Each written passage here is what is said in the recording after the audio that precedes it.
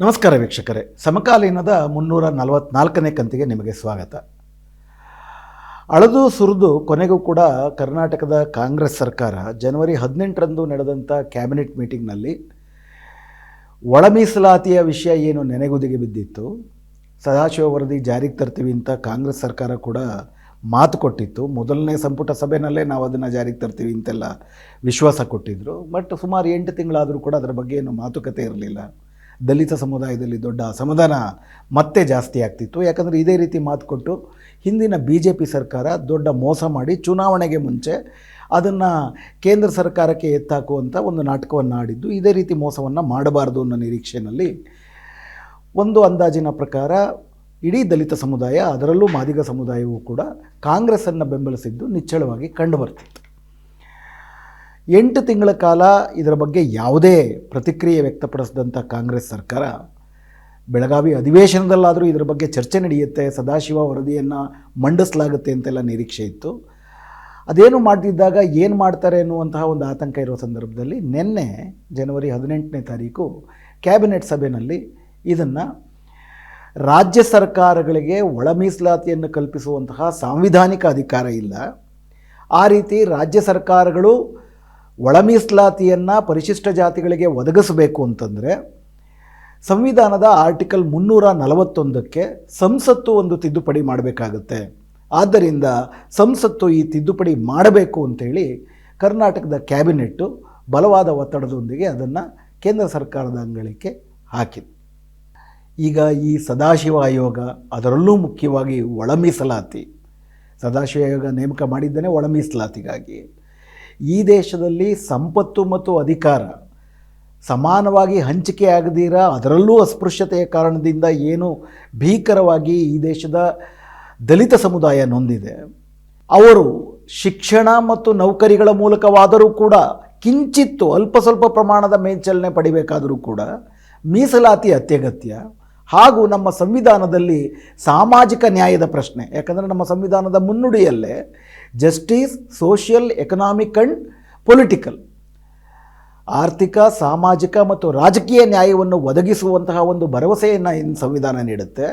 ಅದರ ಭಾಗವಾಗಿ ಮೀಸಲಾತಿ ಈ ಸಾಮಾಜಿಕ ನ್ಯಾಯದ ಭಾಗವಾಗಿತ್ತು. ಮೀಸಲಾತಿ ಎಷ್ಟು ಸಾಮಾಜಿಕ ನ್ಯಾಯದ ಭಾಗವೋ ಅಷ್ಟೇ ಮಟ್ಟಿಗೆ ಒಳ ಮೀಸಲಾತಿಯೂ ಕೂಡ ಸಾಮಾಜಿಕ ನ್ಯಾಯದ ಭಾಗವೇ ಆಗಿದೆ. ಹೀಗಾಗಿ ಒಳ ಮೀಸಲಾತಿಯನ್ನು ಆಗ್ರಹಿಸಿ ಒಂದು ಮೀಸಲಾತಿಯ ಒಳಗಡೆ ಆ ಸಮುದಾಯದ ಸಾಪೇಕ್ಷವಾಗಿ ಪ್ರಬಲರಾಗಿರುವಂಥವರು ಹೆಚ್ಚು ಮೀಸಲಾತಿಯ ಅವಕಾಶಗಳನ್ನು ಪಡೆದುಕೊಂಡು ಉಳಿದವರು ಹಿಂದೆನೇ ಬಿದ್ದಿದ್ದಾರೆ ಎನ್ನುವಂಥ ಒಂದು ಕೂಗೇನಿತ್ತು. ಅದರ ಪರವಾಗಿ ಆ ರೀತಿ ನೊಂದಂಥವರು ಪ್ರಗತಿಪರರು, ಪ್ರಜಾತಂತ್ರವಾದಿಗಳು ಕೂಡ ಇದರ ಬಗ್ಗೆ ಬೆಂಬಲಕ್ಕೆ ಇದ್ದರು. 1971ರಿಂದಲೂ ಕೂಡ ಒಳ ಮೀಸಲಾತಿಯನ್ನು ಪರಿಶಿಷ್ಟ ಜಾತಿಗಳಿಗೆ ಕೊಡುವಂತಹ ಒಂದು ಪ್ರಯತ್ನವನ್ನು ಪಂಜಾಬ್, ಹರಿಯಾಣ ಈ ರಾಜ್ಯಗಳು ಪ್ರಯತ್ನ ಪಟ್ಟವು. ದೊಡ್ಡ ಮಟ್ಟದಲ್ಲಿ ಒಳ ಮೀಸಲಾತಿಯ ಪ್ರಶ್ನೆ ಬಂದಿದ್ದು ತಮ್ಮೆಲ್ಲರಿಗೂ ಕೂಡ ಇದರ ಬಗ್ಗೆ ಒಂದು ದೀರ್ಘವಾದ ಸಂಚಿಕೆಯನ್ನೇ ಮಾಡಿದ್ದೀವಿ, ನಿಮಗೆ ಗೊತ್ತಿರುತ್ತೆ. 1990 ದಶಕದಲ್ಲಿ ಆಂಧ್ರದಲ್ಲಿ ವಿಶೇಷವಾಗಿ ಮಾದಿಗ ಸಮುದಾಯದವರು ಮಾದಿಗ ದಂಡೋರ ಅನ್ನುವ ಸಂಘಟನೆಯನ್ನು ಕಟ್ಟಿಕೊಂಡು ಒಳ ಮೀಸಲಾತಿ ಬೇಕು ಅಂತ ತುಂಬ ದೊಡ್ಡ ಹೋರಾಟವನ್ನು ಮಾಡಿದಾಗ ಮತ್ತೊಂದು ಸತಿ ಇಡೀ ಭಾರತದಲ್ಲಿ ದಲಿತ ಸಮುದಾಯ ಸಾಮಾಜಿಕ ನ್ಯಾಯವಾಗಿ ಪಡೆದುಕೊಂಡಂಥ ಮೀಸಲಾತಿಯ ಒಳಗಡೆ ಒಳ ಮೀಸಲಾತಿ ಅಗತ್ಯದ ಬಗ್ಗೆ ಚರ್ಚೆ ಬಂತು. ಅದರ ಭಾಗವಾಗಿ ಆಂಧ್ರ ಪ್ರದೇಶದ ಸರ್ಕಾರ ಒಳ ಮೀಸಲಾತಿಯನ್ನು ಕಲ್ಪಿಸಿದಾಗ ಅದು ನ್ಯಾಯಾಂಗದ ಮೆಟ್ಲೇರ್ತು.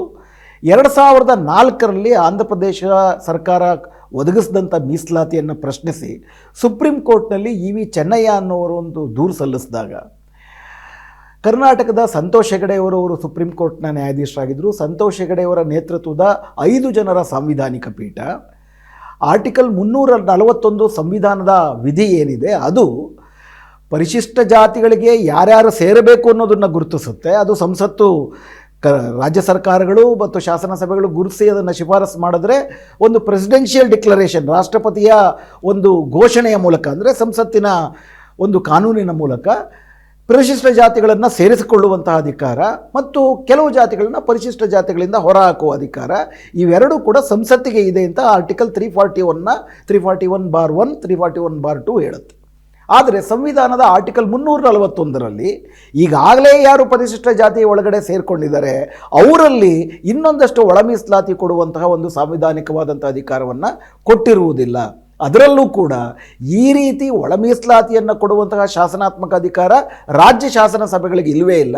ಯಾಕಂದರೆ ಇದು ಸಂಸತ್ತು ಮತ್ತು ರಾಷ್ಟ್ರಪತಿ ಇವರು ಘೋಷಿಸಬೇಕಾಗಿರುವಂಥ ವಿಷಯ. ಆದ್ದರಿಂದ ಒಳ ಮೀಸಲಾತಿ ಅನ್ನುವಂಥದ್ದು ಅಸಂವಿಧಾನಿಕ ಅಂತೇಳಿ ಇ ವಿ ಚೆನ್ನಯ್ಯ ಪ್ರಕರಣದಲ್ಲಿ ಸುಪ್ರೀಂ ಕೋರ್ಟು ಒಂದು ತೀರ್ಪು ಕೊಡ್ತು. 5 ಜನರ ಸಾಂವಿಧಾನಿಕ ಪೀಠ. 5 ಜನರ ಸಾಂವಿಧಾನಿಕ ಪೀಠ ಅನ್ನೋದು ತುಂಬ ಮುಖ್ಯವಾದದ್ದು ಇದರಲ್ಲಿ.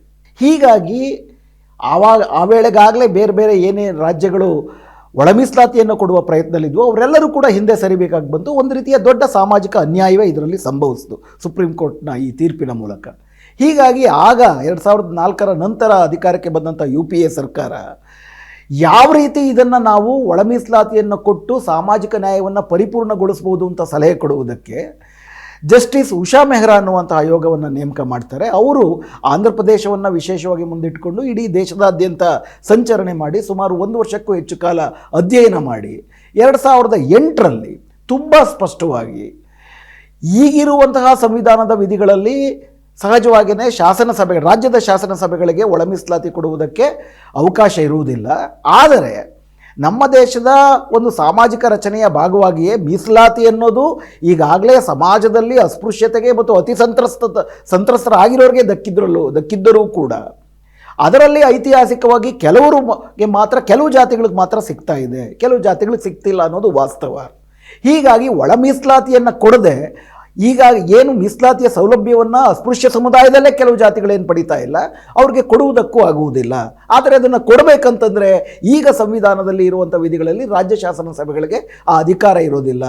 ಆದ್ದರಿಂದ ಅವರು ತುಂಬ ಸ್ಪಷ್ಟವಾಗಿ ಕೊಟ್ಟಂಥ ಶಿಫಾರಸು ಏನಪ್ಪ ಅಂದರೆ ಸಂವಿಧಾನದ ಆರ್ಟಿಕಲ್ 341ಕ್ಕೆ 341(3) ಅನ್ನುವಂಥ ಒಂದು ಹೊಸ ತಿದ್ದುಪಡಿಯನ್ನು ಮಾಡಿ ಒಳ ಮೀಸಲಾತಿ ಅನ್ನುವಂಥದ್ದು ಸಾಮಾಜಿಕ ನ್ಯಾಯದ ಭಾಗವಾಗಿ ಪರಿಶಿಷ್ಟ ಜಾತಿಗಳ ಒಳಗೂ ಕೂಡ ಯಾವ್ಯಾವ ಜಾತಿಗಳ ಶೈಕ್ಷಣಿಕ ಮತ್ತು ಆರ್ಥಿಕವಾದಂಥ ಹಿಂದುಳಿದಿರುವಿಕೆ ಸಾಪೇಕ್ಷವಾಗಿ ಉಳಿದ ಜಾತಿಗಳ ಜೊತೆ ಎಷ್ಟಿದೆ ಅಂತಂದ್ಬಿಟ್ಟು ಹೋಲಿಕೆಯನ್ನು ಮಾಡಿ ಅದರಲ್ಲಿ ಅತ್ಯಂತ ಹಿಂದುಳಿದವರಿಗೆ ಆದ್ಯತೆಯ ಮೇಲೆಗೆ ಮೀಸಲಾತಿಯನ್ನು ಒದಗಿಸಬೇಕು ಅನ್ನುವಂತಹ ತಿದ್ದುಪಡಿ, ಹಾಗೂ ಅಂತಹ ಆದ್ಯತೆ ಮೇರೆಗೆ ತಿದ್ದುಪಡಿ ಮಾಡುವ ಅಧಿಕಾರವನ್ನು ರಾಜ್ಯ ಶಾಸನ ಸಭೆಗಳಿಗೆ ಕೊಡಬೇಕು.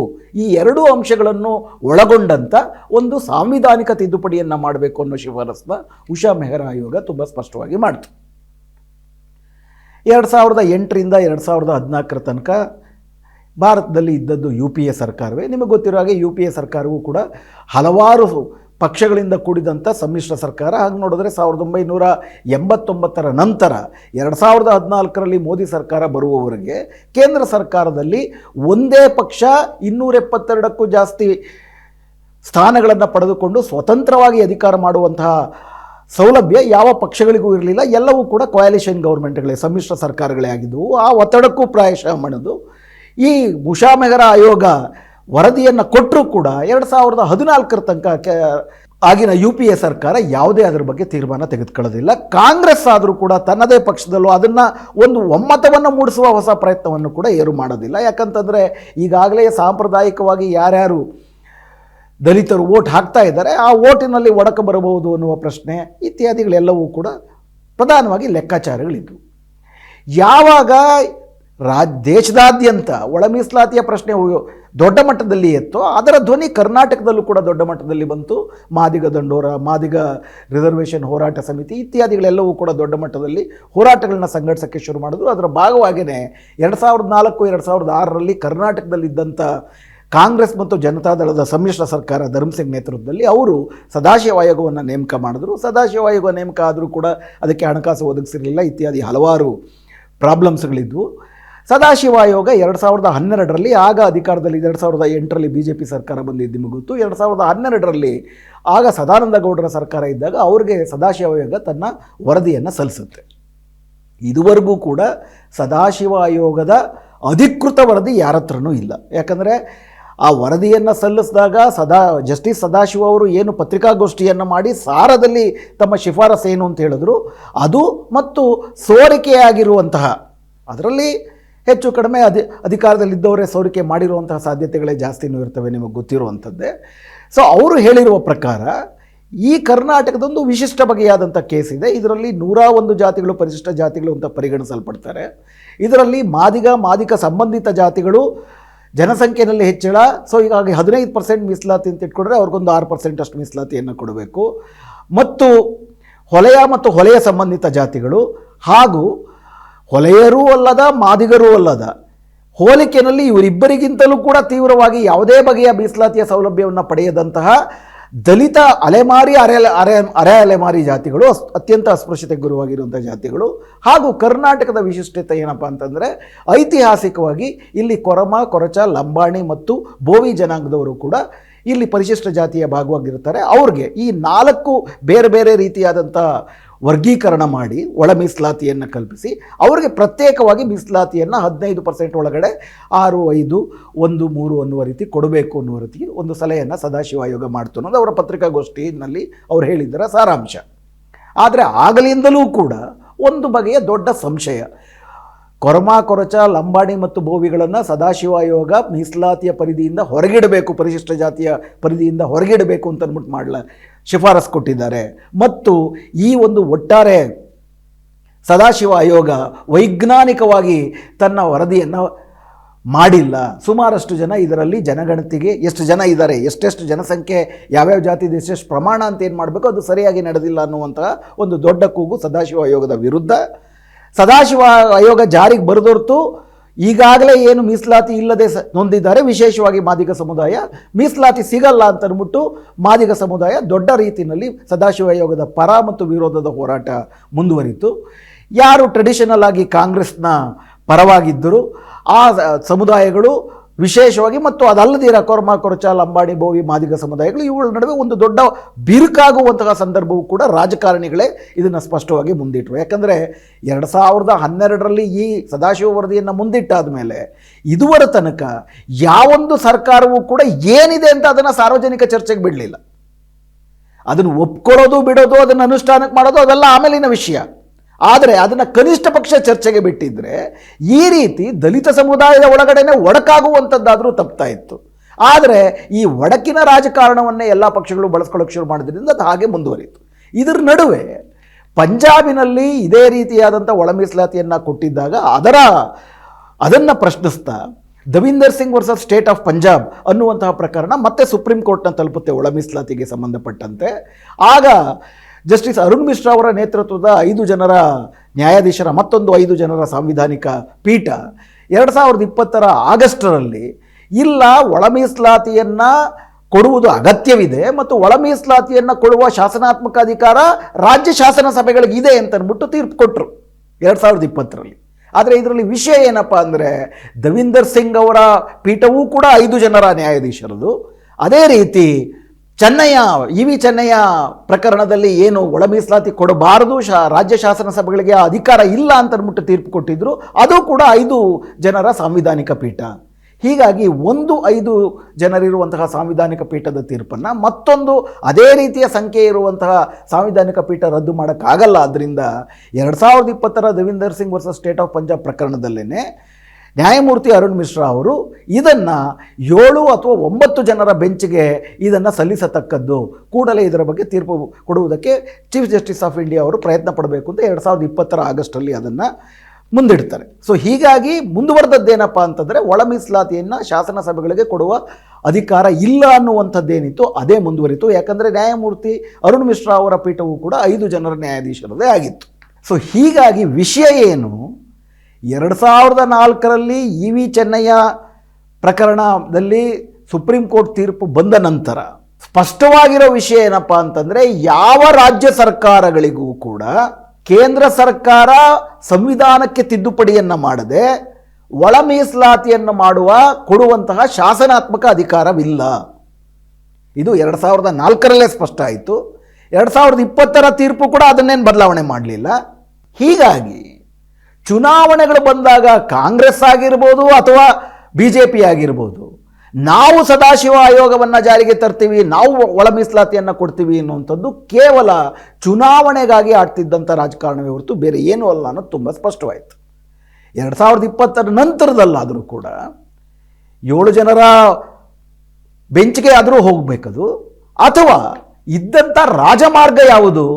ಇದ್ದಂಥ ರಾಜಮಾರ್ಗ ಸಂವಿಧಾನಕ್ಕೆ ಉಷಾ ಮೆಹ್ರಾ ಆಯೋಗ ಏನು ಸಲಹೆ ಕೊಟ್ಟಿತ್ತು ಆರ್ಟಿಕಲ್ 341ಕ್ಕೆ ತಿದ್ದುಪಡಿಯನ್ನು ಮಾಡುವಂಥದ್ದು. ಈ ತಿದ್ದುಪಡಿ ಮಾಡುವಂತಹ ಸಾಮರ್ಥ್ಯ, ಶಾಸನಾತ್ಮಕ ಸಾಮರ್ಥ್ಯ, ಶಾಸಕ ಬಲದ ಸಾಮರ್ಥ್ಯ UPA ಸರ್ಕಾರಕ್ಕೆ ಇರಲಿಲ್ಲ, ಸಮ್ಮಿಶ್ರ ಸರ್ಕಾರ. ಆದರೆ 2014ರಲ್ಲಿ ಅಧಿಕಾರಕ್ಕೆ ಬಂದಂಥ ಮೋದಿ ಸರ್ಕಾರಕ್ಕೆ ಸ್ವತಂತ್ರವಾಗಿಯೇ 283 BJPಗೇನೆ 283 ಸಂಸತ್ ಸದಸ್ಯರು ಇದ್ದರು 2014ರಲ್ಲಿ. 2019ರ ಚುನಾವಣೆಯಲ್ಲಿ ಅದಕ್ಕಿಂತ 303 ಆಯಿತು. ರಾಜ್ಯಸಭೆಯಲ್ಲೂ ಕೂಡ ಅವರ ED, CBI ಮತ್ತು ಆಮಿಷ ಇತ್ಯಾದಿಗಳನ್ನು ಬಳಸಿ ಹಲವಾರು ಆರ್ಟಿಕಲ್ 370 ಇರ್ಬೋದು, UAPA ತಿದ್ದುಪಡಿ ಮಾಡಿರ್ಬೋದು, ರಾಜ್ಯಸಭೆಯಲ್ಲೂ ಕೂಡ ತನ್ನ ಪರವಾಗಿ ಅದು ಜಾರಿಯಾಗೋ ಥರ ನೋಡಿಕೊಂಡ್ರು. EWS ಅಂತೂ ನಮ್ಮ ಕಣ್ಮುಂದೆನೇ ಇದೆ. ಮೇಲ್ಜಾತಿ ಮಧ್ಯಮ ವರ್ಗದವರಿಗೆ ಮೀಸಲಾತಿ ಕೊಡಬೇಕು ಅಂತ ಆದಾಗ ಜನವರಿ 19ಕ್ಕೆ ರಾಜ್ಯ ಲೋಕಸಭೆಯಲ್ಲಿ, ಜನವರಿ 21ಕ್ಕೆ ರಾಜ್ಯಸಭೆಯಲ್ಲಿ ಅದನ್ನು ಪಾಸ್ ಮಾಡಿಕೊಂಡು ಭಾಳ ಬೇಗನೆ ಪ್ರೆಸಿಡೆಂಟ್ ಕೂಡ ಆರ್ಡರ್ ಮಾಡಿಬಿಟ್ರು ಅದಕ್ಕೆ. ಅಂದರೆ 91ರ ನಂತರ ಇಂಥ ಒಂದು ಒಳ ಮೀಸಲಾತಿಯನ್ನು ಸಾಂವಿಧಾನಿಕ ತಿದ್ದುಪಡಿಯ ಮೂಲಕ ಸಂಸತ್ತಿನಲ್ಲಿ ಅನುಷ್ಠಾನಗೊಳಿಸಬಲ್ಲಂಥ ಏಕೈಕ ಸಾಮರ್ಥ್ಯವಿದ್ದದ್ದು ಮೋದಿ ಸರ್ಕಾರಕ್ಕೆ ಮಾತ್ರ. ಯಾಕಂದರೆ ಅದಕ್ಕಷ್ಟು ಸಂಸತ್ ಬಲ ಇತ್ತು, ಸಂಸತ್ತಿನಲ್ಲಿ ಶಾಸಕರ ಬೆಂಬಲ ಇತ್ತು, ಸಂಸತ್ ಸದಸ್ಯರ ಬೆಂಬಲ ಇತ್ತು. 2014ರಿಂದ 2023 ತನಕ ಇದರ ಬಗ್ಗೆ ಒಂದು ಮಾತು ಆಡದ ನರೇಂದ್ರ ಮೋದಿಯವರು, ಅಥವಾ 2023ರಲ್ಲಿ ಚುನಾವಣೆಗೆ ಹೋದಂಥ ಕರ್ನಾಟಕ ಸರ್ಕಾರದ ಕರ್ನಾಟಕದಲ್ಲಿದ್ದಂಥ BJP ಸರ್ಕಾರ 2020ರ ಈ ಪ್ರಕರಣ ಆದಮೇಲೂ ಸದಾಶಿವ ಆಯೋಗ ಜಾರಿಗೆ ತರ್ತೀವಿ ಅಂತ ಬರೀ ಕಣ್ಣಿಗೆ ಮಣ್ಣು ಹೆಚ್ಚುತ್ತಾನೆ ಬಂದು 2023 ಚುನಾವಣೆ ಇದೆ ಇರಬೇಕಾದ್ರೆ ಮಾರ್ಚ್ನಲ್ಲಿ ಆಗಿನ ಸಚಿವ ಮಾಧುಸ್ವಾಮಿಯವರ ನೇತೃತ್ವದಲ್ಲಿ ಒಂದು ಸಚಿವ ಸಂಪುಟದ ಉಪಸಮಿತಿಯನ್ನು ನೇಮಕ ಮಾಡಿ ಅವರು ಸದಾಶಿವ ಆಯೋಗವನ್ನು ಕೈಬಿಟ್ಟು ಇದ್ದಕ್ಕಿದ್ದಾಗ 15% ಇದ್ದಂಥ ಮೀಸಲಾತಿಯನ್ನು 17%ಗೆ ಈಗ 2% ಏರಿಸ್ತು ಅಂತಂದರೆ ಸುಪ್ರೀಂ ಕೋರ್ಟ್ನ ಮೇಲ್ಮಿತಿ ಇದೆ 50%ಗಿಂತ ಮೀಸಲಾತಿಯನ್ನು ಏರಿಸಬಾರ್ದು ಅಂತ. ಇದರ ಪ್ರಕಾರ ಮೀಸಲಾತಿ ಏರಿಸಿದ್ರೆ ಸುಪ್ರೀಂ ಕೋರ್ಟ್ ಅದನ್ನು ರದ್ದು ಮಾಡುತ್ತೆ. ಅವೆಲ್ಲ ಇದ್ದರೂ ಕೂಡ ಬರೀ ಕಣ್ಣಿಗೆ ಮಣ್ಣೇರ್ಚುವಂಥ ನಾಟಕವನ್ನು ಆಡ್ತಾ ಮೋದಿ ಸರ್ಕಾರಕ್ಕೆ ಸಂವಿಧಾನವನ್ನು ತಿದ್ದುಪಡಿ ಮಾಡುವಂತಹ ಯಾವ ಒತ್ತಡವನ್ನು ಅವ್ರ ಕಡೆ ಏರ್ದಿರಾ ನಾವು ಕೊಟ್ಟುಬಿಟ್ಟಿದ್ದೀವಿ ಮೀಸಲಾತಿಯನ್ನು, ಸದಾಶಿವ ಆಯೋಗ ಜಾರಿ ಮಾಡಿಬಿಟ್ಟಿದ್ದೀವಿ ಅಂತ ಅವ್ರ ಪ್ರಣಾಳಿಕೆಯಲ್ಲೂ ಬರ್ಕೊಂಡು ಬರೀ ಸುಳ್ಳುಗಳನ್ನು ಹೇಳಿ ಚುನಾವಣೆಗೆ ಹೋದರು. ಚುನಾವಣೆಯಲ್ಲಿ ದಲಿತ ಸಮುದಾಯ ಸರಿಯಾಗಿ ಪಾಠವನ್ನೇ ಕಲಿಸಿದ್ದಕ್ಕೆ ಇವತ್ತು ಕಾಂಗ್ರೆಸ್ ಸರ್ಕಾರ ಅಧಿಕಾರಕ್ಕೆ ಬಂದಿದೆ. ಕಾಂಗ್ರೆಸ್ ಸರ್ಕಾರವು ಕೂಡ ಚುನಾವಣೆಯಲ್ಲಿ ಸದಾಶಿವ ಆಯೋಗ ಜಾರಿಗೆ ಮಾಡ್ತೀವಿ ಅಂತಲೇ ಹೇಳ್ತಾ ಬಂದರು. ವಿಷಯ ಏನಪ್ಪ ಅಂದರೆ ಸದಾಶಿವ ಆಯೋಗವನ್ನಾಗಲಿ ಒಳ ಮೀಸಲಾತಿಯನ್ನೆಲ್ಲ ಜಾರಿ ಮಾಡುವಂತಹ ಶಾಸನಾತ್ಮಕ ಅಧಿಕಾರ ರಾಜ್ಯ ಶಾಸನ ಸಭೆಗಿಲ್ಲ, ರಾಜ್ಯ ಸರ್ಕಾರಕ್ಕಿಲ್ಲ. ಇದು ಎಲ್ಲ ರಾಜಕಾರಣಿಗಳಿಗೂ ಗೊತ್ತು. ಆದರೂ ಕೂಡ ಸುಳ್ಳು ಹೇಳ್ಕೊಂಡೇ ಬಂದರು. ನಿನ್ನೆ ಜನವರಿ 18ರ ಸಂಪುಟ ಸಭೆಯಲ್ಲೂ ಕೂಡ ತುಂಬ ಸ್ಪಷ್ಟವಾಗಿ ಸಂಪುಟ ಸಭೆಯಲ್ಲಿ ಮುಖ್ಯಮಂತ್ರಿಯವರು ಮತ್ತು ಇಡೀ ಸಂಪುಟ ಏನನ್ನು ಹೇಳಿದೆ, ಆರ್ಟಿಕಲ್ 341/3ಕ್ಕೆ ತಿದ್ದುಪಡಿಯಾಗದೆ ರಾಜ್ಯ ಶಾಸನ ಸಭೆಗಳಿಗೆ ಮೀಸಲಾತಿಯನ್ನು ಕೊಡುವ ಅಧಿಕಾರವಿಲ್ಲವಾದ್ದರಿಂದ ನಾವು ಕೇಂದ್ರ ಸರ್ಕಾರವನ್ನು ವಿನಂತಿ ಮಾಡಿಕೊಂಡಿದ್ದೇವೆ, ಆಗ್ರಹ ಮಾಡಿದ್ದೇವೆ ಅಂತ ಕಳಿಸಿದ್ದಾರೆ. ಇದೇ ಆಗಬೇಕಾಗಿದ್ದು, ಅದಕ್ಕಿಷ್ಟು ಸಮಯವೂ ಬೇಕಾಗಿರಲಿಲ್ಲ. ಚುನಾವಣೆಯಲ್ಲಿ ಸದಾಶಿವ ಆಯೋಗ ಜಾರಿ ಮಾಡ್ತೀವಿ ಅಂತ ಸುಳ್ಳನ್ನು ಹೇಳಬೇಕಾಗಿರಲಿಲ್ಲ. ಆದರೆ ಮಾಡಿದರೆ ರಾಜ್ಯ ಸರ್ಕಾರ ಇಷ್ಟನ್ನು ಮಾತ್ರ ಮಾಡೋಕ್ಕೆ ಸಾಧ್ಯ ಇತ್ತು, ರಾಜ್ಯ ಸರ್ಕಾರ. ಆದರೆ ಕಾಂಗ್ರೆಸ್ ಪಕ್ಷವಾಗಿ ಸುಮಾರಷ್ಟು ಮಾಡೋಕ್ಕಿದೆ, BJP ಪಕ್ಷವಾಗಿ ಸುಮಾರಷ್ಟು ಮಾಡೋಕ್ಕಿದೆ. ಏನಾಗಿದೆ ಈಗ ಉಳ್ಕೊಂಡಿರೋದೇನಪ್ಪ ಅಂದರೆ ಇದನ್ನು ಮತ್ತೆ ರಾಜಕಾರಣ ಮಾಡಬಾರದು. ಈಗಿರೋದು ಎರಡೇ ದಾರಿ. ಒಂದು, ಸಂಸತ್ತಿನಲ್ಲಿ 341ರ ವಿಧಿಗೆ 341/3 ತಿದ್ದುಪಡಿ ಬರಬೇಕು, ಅಥವಾ ಸುಪ್ರೀಂ ಕೋರ್ಟಿನಲ್ಲಿ 7 ಜನರ ಬೆಂಚಿನಲ್ಲಿ ವಾದವನ್ನು ಮಾಡಿ ನಾವು ನಮ್ಮ ಪರವಾಗಿ ಅಂದರೆ ಒಳ ಮೀಸಲಾತಿಯ ಪರವಾಗಿ ಆದೇಶವಾದರೂ ಬರಬೇಕು. ಈಗ ಸುಪ್ರೀಂ ಕೋರ್ಟ್ ಏನು ಹೇಳುತ್ತೆ, ಯಾವ ತೀರ್ಮಾನಕ್ಕೆ ಬರುತ್ತೆ ಹೇಳಕ್ಕೆ ಬರೋದಿಲ್ಲ. EWSನಲ್ಲೂ ಕೂಡ 3-2 ಇದರಲ್ಲೇ EWSನ ಕೂಡ ಎತ್ತಿ ಹಿಡಿದ್ರು ಅವರು. EWS ಅತ್ಯಂತ ಅಸಂವಿಧಾನಿಕವಾದದ್ದು, ಅಯೋಧ್ಯ ತೀರ್ಪು ಅತ್ಯಂತ ಅಸಂವಿಧಾನಿಕವಾದದ್ದು, ಆರ್ಟಿಕಲ್ 370 ತೀರ್ಪು ಅತ್ಯಂತ ಅಸಂವಿಧಾನಿಕವಾದದ್ದು. ಸೊ ಸುಪ್ರೀಂ ಕೋರ್ಟಲ್ಲಿ ಏನು ಬರುತ್ತೆ ಅಂತ ಏನು ಹೇಳೋಕ್ಕಾಗಲ್ಲ. ಆದರೂ BJPಯ ನಾಯಕರುಗಳು ಉದ್ದಟತನದಿಂದ ನಿಮಗೆ ಯಾಕೆ ಸುಪ್ರೀಂ ಕೋರ್ಟಲ್ಲೂ ಕೂಡ ನಮ್ಮ ಪರವಾಗಿ ನಾವು ತೀರ್ಪು ಬರೋಗಿ ಮಾಡ್ತೀವಿ ಅಂತ ಹೇಳ್ತಾರೆ. ಆ ಥರ ಕೆಲವು ಸಾಧ್ಯತೆಗಳು ಇರ್ಬೋದೇನೋ ಗೊತ್ತಿಲ್ಲ ನಮಗೆ. ಆದರೆ ಅಧಿಕೃತವಾಗಿ ಹಂಗೆ ಹೇಳುವುದು ತಪ್ಪಾಗುತ್ತೆ. ಇವ್ರು ಹೇಳ್ದಂಗೆ ಸ್ವತಂತ್ರ ನ್ಯಾಯಾಂಗ ಅಂತ ನಮ್ಮ ದೇಶದಲ್ಲಿ ಒಂದು ಇದೆ ಅಂತ ನಾವು ಭಾವಿಸ್ಕೊಂಡಿದ್ವಿ. ಆದರೆ ಸುಮಾರಷ್ಟು ಸುಪ್ರೀಂ ಕೋರ್ಟ್ನ ನಡೆಗಳು ನೋಡಿದ್ರೆ ಹಂಗೆ ಕಾಣ್ತಿಲ್ಲ. ಅದು ಬೇರೆ ಪ್ರಶ್ನೆ, ಅದು ಬೇರೆಯೇ ಚರ್ಚೆಯ ವಸ್ತು. ಅದೇನೇ ಇರಲಿ, ಸುಪ್ರೀಂ ಕೋರ್ಟಲ್ಲಿ ತೀರ್ಪು ಏನು ಬರುತ್ತೆ ಅಂತ ಗೊತ್ತಿಲ್ಲ. ಇದ್ದ ರಾಜಮಾರ್ಗ ಯಾವುದು? ಆರ್ಟಿಕಲ್ 341 ಬಾರಿಗೆ ತಿದ್ದುಪಡಿಯನ್ನು ಮಾಡುವಂಥದ್ದು. ಈ ಪ್ರಕ್ರಿಯೆಯಲ್ಲಿ ಮೊನ್ನೆ ತೆಲಂಗಾಣದಲ್ಲಿ ಚುನಾವಣೆ ಆಗಬೇಕಾದ್ರೆ ಮಂದಕೃಷ್ಣ ಮಾದಿಗ ಅವರು ಮಾದಿಗ ಸಮುದಾಯಕ್ಕೆ ಒಳ ಮೀಸಲಾತಿ ಬೇಕು ಅಂತ ಆಂಧ್ರದಲ್ಲಿ ಬೃಹತ್ ಹೋರಾಟವನ್ನು ಕಟ್ಟಿದಂಥ ನಾಯಕರು, ಅವರ ಕರೆಗೆ ಹೋಗ್ಬಿಟ್ಟು ಅವರು ನಡೆಸಿದಂಥ ಬೃಹತ್ ರ್ಯಾಲಿನಿಗೆ ನರೇಂದ್ರ ಮೋದಿಯವರು ಬಂದಿದ್ದರು. ನರೇಂದ್ರ ಮೋದಿಯವರು ಬಂದು, ಇವರು ನನ್ನ ಅಣ್ಣ ತಮ್ಮಂದಿದ್ದಾಗೆ, ಮಾದಿಗ ಸಮುದಾಯಕ್ಕೆ ಒಳಿತಾಗುವುದರಲ್ಲಿ ಅವರು ಏನು ಹೇಳ್ತಾರೋ ಅದನ್ನು ನಾನು ಮಾಡ್ತೀನಿ, ಒಳ ಮೀಸಲಾತಿಯನ್ನು ಜಾರಿಗೆ ತರುವುದಕ್ಕೆ ನಾನು ಬದ್ಧನಾಗಿದ್ದೇನೆ, ಇದಕ್ಕೆ ನಮ್ಮ ಸರ್ಕಾರ ನಿಮ್ಮ ಜೊತೆ ಇರುತ್ತೆ, ಇದಕ್ಕಾಗಿ ನಾನು ವಿಶೇಷವಾದ ಸಮಿತಿ ಎಲ್ಲ ಮಾಡ್ತೀವಿ ಅಂತಂದ್ಬಿಟ್ಟೆಲ್ಲ ಹೇಳಿದ್ರು. ಈಗ ಉದ್ದಕ್ಕೂ ಕೂಡ ಈ ರಾಜ್ಯದಲ್ಲಿ BJP ಮತ್ತು RSS ಮಾಡ್ಕೊಂಡ್ಬಂದಿರೋಂಥ ಒಂದು ಒಡಕು ಬಿತ್ತುವಂತಹ ಮತ್ತು ಜನರಿಗೆ ಕಣ್ಣಿಗೆ ಮಣ್ಣೆರಚುವ ನಾಟಕ ಏನಪ್ಪ ಅಂತಂದರೆ, ನಮ್ಮ ಸರ್ಕಾರ ಇದೆ ನಾವು ಮಾಡಿಸ್ಬಿಡ್ತೀವಿ ಅಂತ ಏನೂ ಮಾಡಿಸ್ಲಿಲ್ಲ. ಕಳೆದ 10 ವರ್ಷದಲ್ಲಿ ರಹದಾರಿ ಇತ್ತು. 2020ರಲ್ಲಿ Davinder Singh versus state of Punjab ತೀರ್ಪು ಬಂದಾದ್ಮೇಲೆ ಕೂಡಲೇ EWSನ ಜಾರಿಗೆ ಮಾಡಿದಷ್ಟೇ ಸುಲಭವಾಗಿ 341/3ಗೆ ತಿದ್ದುಪಡಿ ಮಾಡಿಬಿಡ್ಬೋದಾಗಿತ್ತು, ಅಥವಾ ಬಹಳ ಬೇಗ 7 ಜನರ ಬೆಂಚನ್ನಾದರೂ ಕಾನ್ಸ್ಟಿಟ್ಯೂಟ್ ಮಾಡ್ಬೋದಾಗಿತ್ತು. 2020ರಲ್ಲಿ ಬಂದರೆ 2023ರ ಅಕ್ಟೋಬರ್ ತನಕ 7 ಜನರ ಬೆಂಚೇ ಕಾನ್ಸ್ಟಿಟ್ಯೂಟ್ ಆಗಲಿಲ್ಲ. ತೆಲಂಗಾಣದಲ್ಲಿ ಚುನಾವಣೆ ಡಿಕ್ಲೇರ್ ಆದಮೇಲೆ ಸಾಲಿಸಿಟರ್ ಜನರಲ್, ಕೇಂದ್ರ ಸರ್ಕಾರದ ಸಾಲಿಸಿಟರ್ ಜನರಲ್ ಒತ್ತಡವನ್ನು ತಂದು ಒಂದು 7 ಜನರ ಬೆಂಚ್ ಕಾನ್ಸ್ಟಿಟ್ಯೂಟ್ ಆಗುತ್ತೆ. ಅದು ಮೊನ್ನೆ ಜನವರಿ 17ಕ್ಕೆ ವಿಚಾರಣೆಯನ್ನು ಶುರು ಮಾಡುತ್ತೆ ಅಂತ ಒಂದು ಡೇಟ್ ಕೂಡ ಕೊಟ್ಟಿದ್ದರು. ಅಂದರೆ ಎಲ್ಲವೂ ಕೂಡ ಚುನಾವಣೆಗೆ ಮುನ್ನ ಮತ್ತೊಮ್ಮೆ ಈ ರೀತಿ ಮಣ್ಣೆರಚುವಂತಹ ಒಂದು ನಾಟಕವನ್ನು ಆಡೋದಕ್ಕೆ ಶುರು ಮಾಡಿದ್ರು. ಈಗ ನಿನ್ನೆ ಈಗಲಾದರೂ BJP, ಯಾಕಂದರೆ BJPಗೆ ಆ ಅಧಿಕಾರ ಇದೆ, ಅಷ್ಟು ಶಾಸಕ ಬಲ ಇದೆ. ಚುನಾವಣೆ ಆದಮೇಲೆ ಏನಾಗುತ್ತೆ ನೋಡ್ಬೋದು. ಈಗಲೂ ಕೂಡ ಮಾಡ್ಬೋದು ಅವರು, ಜನವರಿ ಇನ್ನೂ ಇದೆ, ಇನ್ನೂ ಚುನಾವಣಾ ನೀತಿ ಸಂಹಿತೆ ಜಾರಿ ಆಗಿಲ್ಲ. ಆದರೆ ಈಗಲೂ ಇದನ್ನು ಹೆಂಗೆ ಜನರಿಗೆ ಕಣ್ಣಿಗೆ ಮಣ್ಣೆಚ್ಚೋದಕ್ಕೆ ನಾಟಕ ಆಡ್ತಿದೆ BJP ಅಂತಂದರೆ, ಕರ್ನಾಟಕದ ಕ್ಯಾಬಿನೆಟ್ಟು ಮೊನ್ನೆ ಇದನ್ನು ಕೇಂದ್ರ ಸರ್ಕಾರಕ್ಕೆ ಶಿಫಾರಸು ಮಾಡಿ ಸಂವಿಧಾನ ತಿದ್ದುಪಡಿ ಮಾಡಿ ಒಳ ಮೀಸಲಾತಿ ಕೊಡಬೇಕು ಅನ್ನೋ ಶಿಫಾರಸನ್ನು ಕೇಂದ್ರ ಸರ್ಕಾರಕ್ಕೆ ಮಾಡಿದ ನಂತರ, ಪತ್ರಿಕಾಗೋಷ್ಠಿ ಆದ ನಂತರ BJPಯ ನಾಯಕರು ಇದರ ಬಗ್ಗೆ ಕೊಡ್ತಿರೋ ಹೇಳಿಕೆಯನ್ನು ನೋಡಿ, ಅತ್ಯಂತ ಹಾಸ್ಯಾಸ್ಪದವಾದಂಥ ಹೇಳಿಕೆಯನ್ನು ಕೊಡ್ತಾ ಇದ್ದಾರೆ. ಉದಾಹರಣೆಗೆ, ಈ ವಿಷಯದಲ್ಲಿ ಸಂಪುಟ ಉಪಸಮಿತಿಯ BJP ಸರ್ಕಾರ ಇದ್ದಾಗ ಸಂಪುಟ ಉಪಸಮಿತಿಯ ಅಧ್ಯಕ್ಷರು ಆಗಿದ್ದಂಥ ಗೋವಿಂದ ಕಾರಜೋಳ ಅವರು ಮಾತಾಡ್ತಿರೋದೇನಪ್ಪ ಅಂದರೆ, ಹಿಂದೂ ಪತ್ರಿಕೆಯಲ್ಲಿ ಜನವರಿ 19ಕ್ಕೆ ಬಂದಿರುವಂಥ ವರದಿಯ ಪ್ರಕಾರ, he claimed that there was no need to amend Article 341 as Justice Arun Kumar Mishra had already ruled that state government had power to provide internal reservation. ಏನು ಹೇಳ್ತಿದ್ದಾರೆ ಅಂತಂದರೆ, ಗೋವಿಂದ ಕಾರಜೋಳ ಅವರು ಸಂಪುಟ ಉಪಸಮಿತಿಯ ಅಧ್ಯಕ್ಷರಾಗಿದ್ದಂಥವ್ರು, ನಾವು ಅದನ್ನು ಜಾರಿಗೆ ತರಲ್ಲ ಅಂತೇಳಿ BJP ಸರ್ಕಾರ ಕೇಂದ್ರ ಸರ್ಕಾರಕ್ಕೆ ಶಿಫಾರಸು ಕೊಟ್ಟಿರುವಂಥ ಸಮಿತಿನಲ್ಲಿ ಇವರೇ ಮುಖ್ಯಸ್ಥರಾಗಿದ್ದವರು.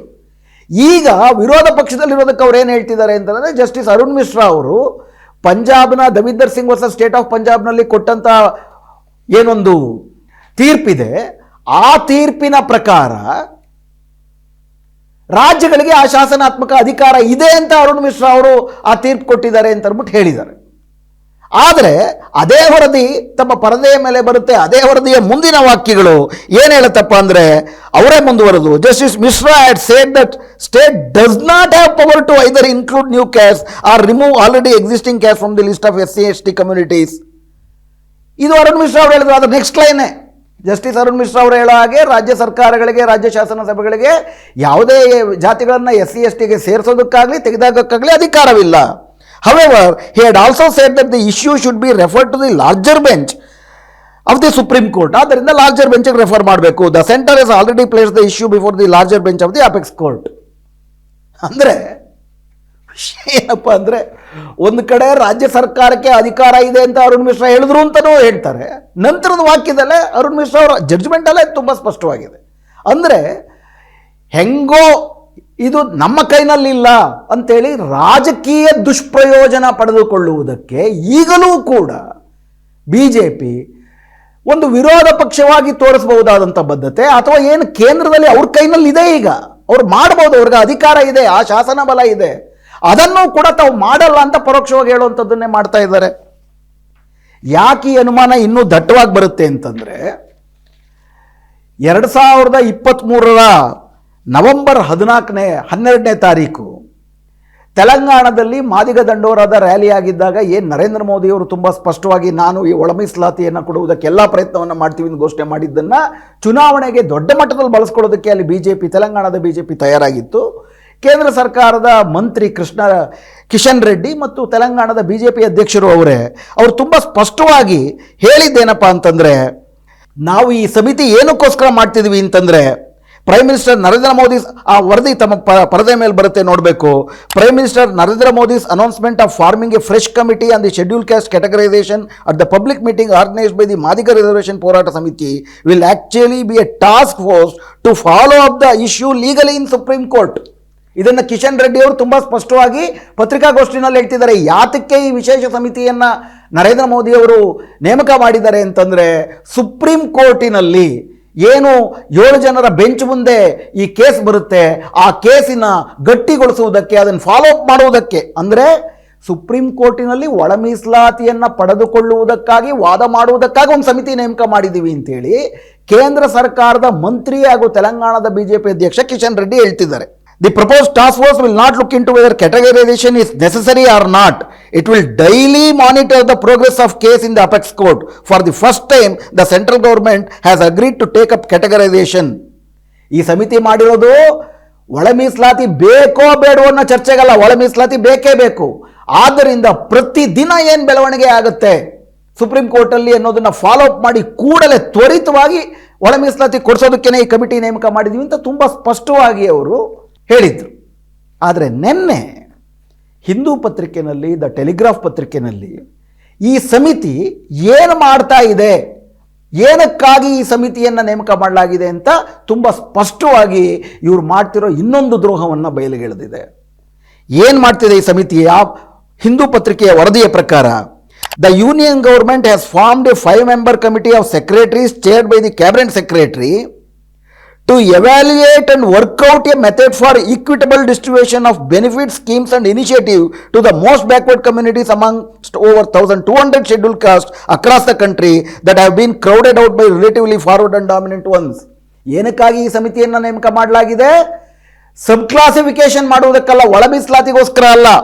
ಈಗಾಗಲೇ ಏನು evaluate the workout method, equitable distribution of benefits, schemes and initiatives, ಸರ್ಕಾರದ ಯೋಜನೆಗಳು, ಸೌಲಭ್ಯಗಳೇನಿದ್ದಾವೆ ಅದನ್ನು ಈಗಾಗಲೇ ಏನು 1200 ಜಾತಿಗಳು ದೇಶಾದ್ಯಂತ ಪರಿಶಿಷ್ಟ ಜಾತಿಗಳ ಒಳಗಿವೆ.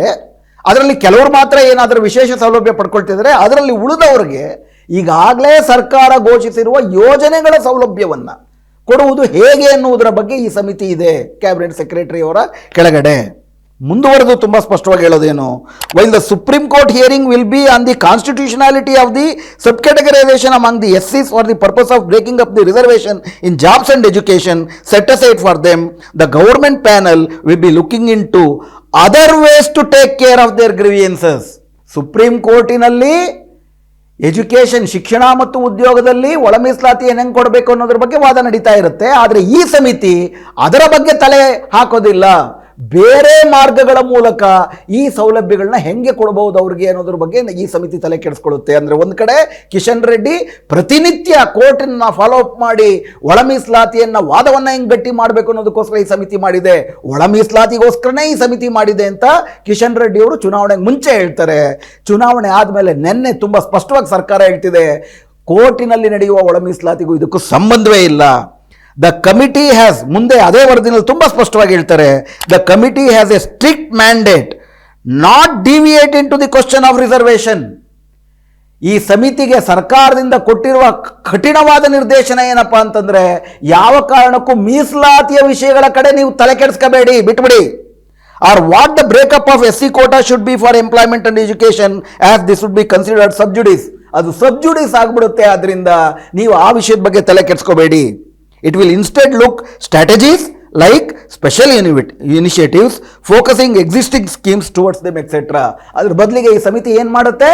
ವಿಶೇಷ ಯೋಜನೆ ಏನಾದರೂ ಮಾಡ್ಬೋದಾ, ಈಗಿರುವ ಯೋಜನೆಗಳನ್ನ ಹೆಂಗೆ ಹಂಚ್ಬೋದಾ? ಅಂದರೆ ಸಾರಾಂಶದಲ್ಲಿ ಒಂದು ಮಾದಿಗ ಅಭಿವೃದ್ಧಿ ಮಂಡಳಿ ಈ ಥರದ್ದೇನಾದರೂ ಒಂದು ಕಣ್ಣಿಗೆ ಮಣ್ಣೆರ್ಚೋದಕ್ಕೆ ಮತ್ತೊಂದು ಮಂಡಳಿ ಮಾಡಿ ಮುಗಿಸಾಕುವಂಥ ಒಂದು ಯೋಜನೆ ಇದ್ದಾಗಿದೆ. ಹೇಳಿದ್ದೇನು, ಇದೇ ಕೇಂದ್ರ ಸರ್ಕಾರದ ಮಂತ್ರಿಗಳು ತುಂಬ ಸ್ಪಷ್ಟವಾಗಿ ಹೇಳಿದ್ದು ಒಳ ಮೀಸಲಾತಿಗಾಗೇನೆ ಈ ಕಮಿಟಿ ಅಂತ. ಈಗ ತುಂಬ ಸ್ಪಷ್ಟವಾಗಿ ಯಾವ ಕಾರಣಕ್ಕೂ ಒಳ ಮೀಸಲಾತಿ ಮತ್ತು ಕೋರ್ಟಿನ ವ್ಯವಹಾರಗಳಲ್ಲಿ ಈ ಮೀಸಲಾತಿ ವಿಷಯದಲ್ಲಿ ಈ ಸಮಿತಿ ಮಧ್ಯಪ್ರವೇಶ ಮಾಡಬಾರದು ಅಂತ ಸರ್ಕಾರ ನಿರ್ದೇಶನ ಕೊಟ್ಟಿದೆ. ಇದಕ್ಕಿಂತ ಮಹಾದ್ರೋಹ ಮತ್ತೊಂದಿರುತ್ತಾ? ಇಷ್ಟೆಲ್ಲ ಆಗಿ ಯಾವಾಗ ತೆಲಂಗಾಣದಲ್ಲಿ ಚುನಾವಣೆ ಬಂತು, ಅದುವರ ತನಕ ಮರೆತು ಮಲಗಿದ್ದಂಥ ಸರ್ಕಾರ ಅವರ ಸಾಲಿಸಿಟರ್ ಜನರಲ್ ತುಷಾರ್ ಮೆಹ್ತಾ ಅವರನ್ನು ಕಳಿಸಿ ಅಕ್ಟೋಬರ್ 12ಕ್ಕೆ ಅವರು ಇಂಟರ್ವ್ಯೂನ್ ಆಗಿ ತರಾತುರಿನಲ್ಲಿ 7 ಜನರ ಬೆಂಚ್ ಒಂದು ಕಾನ್ಸ್ಟಿಟ್ಯೂಟ್ ಆಗುತ್ತೆ. ಆ 7 ಜನರ ಬೆಂಚು ಎಲ್ಲರಿಗೂ ಕೂಡ ನೋಟಿಸನ್ನು ಕೊಟ್ಟು ಡಿಸೆಂಬರ್ 14ರೊಳಗಡೆ ಎಲ್ಲರೂ ಕೂಡ ತಮ್ಮ ಸಬ್ಮಿಷನ್ ಮಾಡಬೇಕು ಅಂತ ಅಂದ್ಬಿಟ್ಟು ಆದೇಶ ಕೊಟ್ಟಿರುತ್ತೆ. ಜನವರಿ 17ಕ್ಕೆ ವಿಚಾರಣೆ ಶುರುವಾಗಬೇಕು. ಆಫೀಸ್ ರಿಪೋರ್ಟ್ ಹೇಳುತ್ತೆ ಕಂಪೈಲೇಷನ್ನೇ ಇನ್ನೂ ಬಂದಿಲ್ಲ. ಜನವರಿ 17ಕ್ಕೆ ವಿಚಾರಣೆ ಶುರುವಾಗಬೇಕಾಗಿತ್ತು. ಜನವರಿ 14ಕ್ಕೆ ವಿಚಾರಣೆ ಶುರುವಾಗಿಲ್ಲ, ಮುಂದಿನ ಡೇಟು ಫಿಕ್ಸ್ ಆಗಿಲ್ಲ. ಚುನಾವಣೆಗೆ ಮುಂಚೆ ತರಾತುರಿನಲ್ಲಿ 7 ಜನರ ಬೆಂಚ್ ಕಾನ್ಸ್ಟಿಟ್ಯೂಟ್ ಆಗುತ್ತೆ. ಚುನಾವಣೆ ಆದಮೇಲೆ ಆ ಬೆಂಚು ಸಿಟ್ಟಿಂಗೇ ಮಾಡೋದಿಲ್ಲ. ಚುನಾವಣೆಗೆ ಮುಂಚೆ ಇದೇ ಕೇಂದ್ರ ಸರ್ಕಾರ ಬಿಜೆಪಿ ಹೇಳುತ್ತೆ ಸಮಿತಿ ಮಾಡಿದೀವಿ, ಪ್ರತಿನಿತ್ಯ ಕೋರ್ಟನ್ನು ಫಾಲೋ ಅಪ್ ಮಾಡ್ತೀವಿ ಅಂತಾರೆ. ಚುನಾವಣೆ ಆದಮೇಲೆ ಬಿಲ್ಕುಲ್ ಈ ಸಮಿತಿ ಇರೋದು ಅದಕ್ಕೆ ಅಲ್ವೇ ಅಲ್ಲ ಅಂತಾರೆ. 341(3) ರಾಜ್ಯ ಸರ್ಕಾರ ಮಾಡೋಕ್ಕಾಗಲ್ಲ ಅಂತ ಅಧಿಕಾರದಲ್ಲಿದ್ದಾಗ ಹೇಳ್ತಾರೆ. ಕರ್ನಾಟಕದಲ್ಲಿ ವಿರೋಧ ಪಕ್ಷದಲ್ಲಿದ್ದಾಗ ಇಲ್ಲ ರಾಜ್ಯ ಸರ್ಕಾರ ಮಾಡ್ಬೋದು ಅಂತಾರೆ. ರಾಜ್ಯ ಸರ್ಕಾರ ಮಾಡಬಹುದಾಗಿದ್ದರೆ ಯಾತಕ್ಕೆ ನೀವಿರುವಂಥ ರಾಜ್ಯ ಸರ್ಕಾರಗಳಲ್ಲಿ ಇದನ್ನು ಮಾಡ್ತಿಲ್ಲ? ಮತ್ತೊಮ್ಮೆ ಬಿಜೆಪಿ ದಲಿತ ಸಮುದಾಯಕ್ಕೆ ಕಣ್ಣಿಗೆ ಮಣ್ಣೆರ್ಚಕ್ಕೆ ಹೋಗ್ತಾ ಇದೆ. ಈಗ ಕಾಂಗ್ರೆಸ್ ಅಧಿಕಾರದಲ್ಲಿಲ್ಲ, ಆದರೆ ಕಾಂಗ್ರೆಸ್ಸು ಕೂಡ ಉದ್ದಕ್ಕೂ ಸದಾಶಿವ ವರದಿ ಜಾರಿಗೆ ತರ್ತೀವಿ ಅಂತ ಹೇಳ್ತಾ ಈಗ ನೆನ್ನೆ ಮಾತಾಡ್ತಾರೆ ಒಳ ಮೀಸಲಾತಿ ಕೊಡುವಂತಹ ಅಧಿಕಾರ ಶಾಸನ ಸಭೆಗೆ ಇಲ್ಲವೇ ಇಲ್ಲ, ಆದ್ದರಿಂದ ನಾವು ಕೇಂದ್ರ ಸರ್ಕಾರಕ್ಕೆ ಕಳಿಸ್ತೀವಿ ಅಂತ ಹೇಳ್ತಾರೆ. ಸದಾಶಿವ ವರದಿ ಜಾರಿಗೆ ತರ್ತೀವಿ, ಮೊದಲನೇ ಸಂಪುಟ ಸಭೆಯಲ್ಲೇ ಜಾರಿಗೆ ತರ್ತೀವಿ ಅಂತ ಅಂದ್ಬಿಟ್ಟು ಹೇಳಬೇಕಾದ್ರೆ ಇದು ಗೊತ್ತಿರಲಿಲ್ವಾ ಕಾಂಗ್ರೆಸ್ ಪಕ್ಷಕ್ಕೆ? ಕಾಂಗ್ರೆಸ್ ಪಕ್ಷವೂ ಕೂಡ ಈ ಲೆಕ್ಕದಲ್ಲಿ ಅದೇ ಲೆಕ್ಕ ಮಾಡ್ತಾ ಇದೆ. ಕನಿಷ್ಠ ಈಗ ಕೇಂದ್ರ ಸರ್ಕಾರಕ್ಕೆ ಹೋಗಿದೆ. ಈಗ ಆಗಬೇಕಾಗಿರೋದಿಷ್ಟು ಪಕ್ಷಾತೀತವಾಗಿ ಈಗಲೂ ಕೂಡ ಕಾಲ ಮಿಂಚಿಲ್ಲ. ಜನವರಿ 17ಕ್ಕೆ ಈಗ ಕೇಂದ್ರ ಬಿಜೆಪಿ ನಡ್ಕೊಂಡು ಹೋಗ್ತಿರೋ ಲೆಕ್ಕ ನೋಡಿದ್ರೆ ಭಾಗಶಃ ಲೋಕಸಭಾ ಚುನಾವಣೆ ಆಗುವ ತನಕ ಸುಪ್ರೀಂ ಕೋರ್ಟ್ ಇದರ ಬಗ್ಗೆ ಯಾವುದೇ ಅಂತಿಮ ನಿರ್ಧಾರ ಕೊಡೋಕ್ಕಾಗದಿರೋ ರೀತಿಯಲ್ಲಿ ನಡೆಯಲಿದೆ. ಯಾಕಂದರೆ ಜನವರಿ 17ಕ್ಕೆ ಕನಿಷ್ಠ ಪಕ್ಷ ವಿಚಾರಣೆ ಶುರುವಾಗಿದ್ದರೆ 10 ದಿವಸ 15 ದಿವಸ 1 ತಿಂಗಳು ಅದ್ರ ಬಗ್ಗೆ ನಡೆದು ಅದಾದ ಮೇಲೆ ರಿಸರ್ವ್ ಆಗಿಟ್ಟು ಏನೋ ಒಂದು ಚುನಾವಣೆಗೆ ಮುಂಚೆ ಆದರೂ ಬರ್ತಿತ್ತು. ಈಗ ಸಿಟ್ಟಿಂಗೇ ನಡೀಲಿಲ್ಲ, ಮತ್ತು ಯಾವಾಗ ನಡೆಯುತ್ತೆ ಗೊತ್ತಿಲ್ಲ. ಇದು ಕೂಡ ಆಫೀಸ್ ಅಬ್ಜೆಕ್ಷನ್ಗಳು.